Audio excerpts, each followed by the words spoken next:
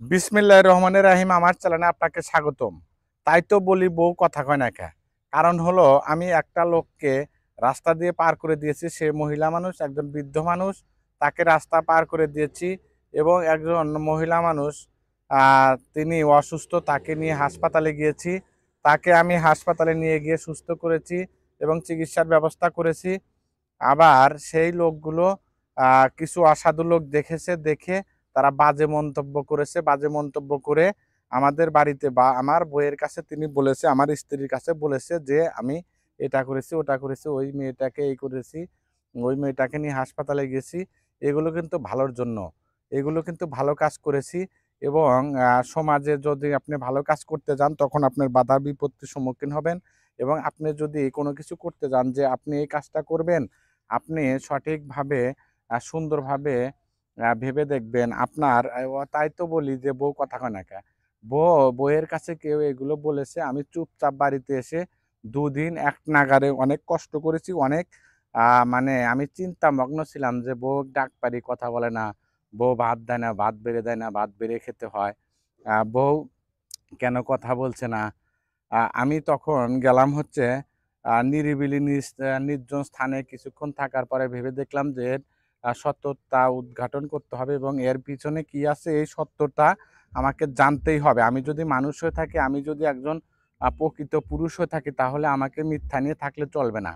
আমি চুপ থাকার পরে রাত্রি যখন ১০টা বাজে তখন আমি প্রশ্ন করলাম যে, "কেন তুমি কথা বলছো না? তোমার কি হয়েছে?" বলে, "তুমি যাকে নিয়ে হাসপাতালে গেছো তাকে নিয়ে থাকো গা, তার সাথে কথা বলো গা।" তখন আমি বিষয়টা ক্লিয়ার হলাম।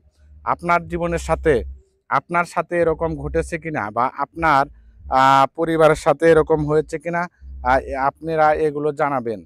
আমি এগুলোর ভুক্তভোগী। আপনারা কমেন্টস করে জানাবেন যে আপনার সাথে এরকমটা ঘটেছে কিনা।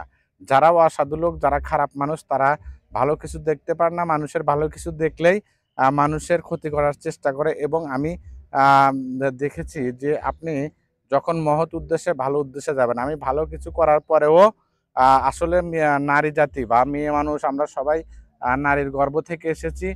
নারীদের একটা অনুরোধ করব, সবকিছু সত্যতা যাচাই বাছাই করে তারপরে একজনকে ভুল বুঝতে হয়, স্বামীকে ভুল বুঝতে হয়। কোনো কিছু যাচাই বাছাই না করে আপনি যখন আপনার স্বামীকে ভুল বুঝবেন, আপনার স্বামীকে ভুল ভাবে আপনি পরিচালনা করবেন বা দেখবেন, আসলে এখন হচ্ছে নারী শাসিত সমাজ। আর এই নারী শাসিত সমাজে আমরা থাকতে চাই না। আমরা বের হয়ে আসতে চাই, সত্য কিছু জানতে চাই।